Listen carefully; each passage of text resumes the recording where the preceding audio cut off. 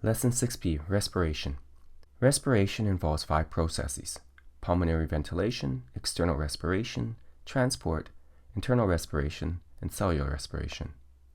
Both pulmonary ventilation, or simply breathing, and external respiration occur at the lungs.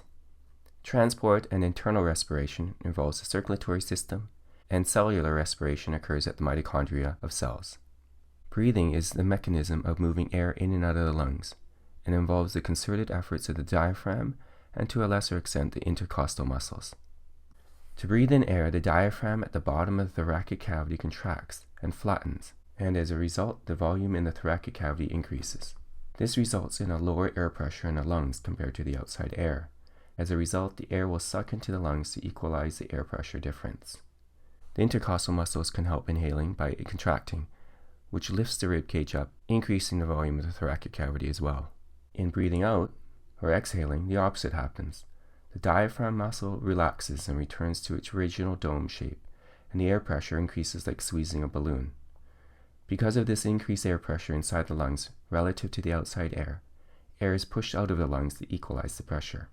In exhaling, the intercostal muscles also relax, which causes the ribcage to fall, which helps to decrease the volume of the thoracic cavity.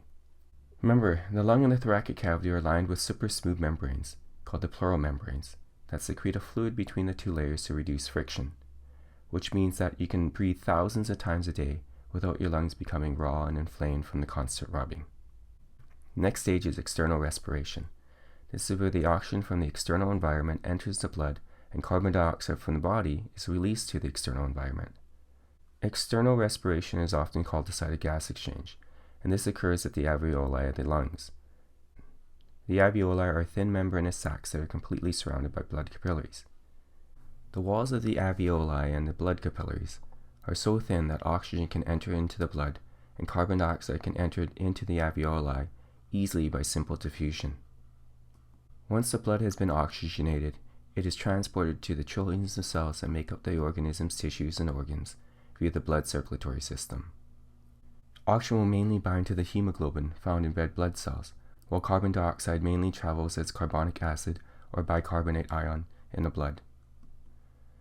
Once at the target organ or tissue, the oxygen will jump off and move into the interstitial space of the organ, while carbon dioxide will do the opposite, entering the blood from the tissue again by simple diffusion. This is called internal respiration and involves blood arteries narrowing to the arterioles and eventually into blood capillaries, in which only one red blood cell may pass at one time, and where the vessel walls are so thin that the oxygen and carbon dioxide moves freely. Once the oxygen is in the interstitial fluid or the fluid around the cells, it may diffuse into the cells where mitochondria will use it along with glucose to produce ATP. In the process, water and carbon dioxide will produce as waste product, both which can diffuse back into the blood via internal respiration, then transported to the lungs, where they may be ejected to the exterior of the body via external respiration.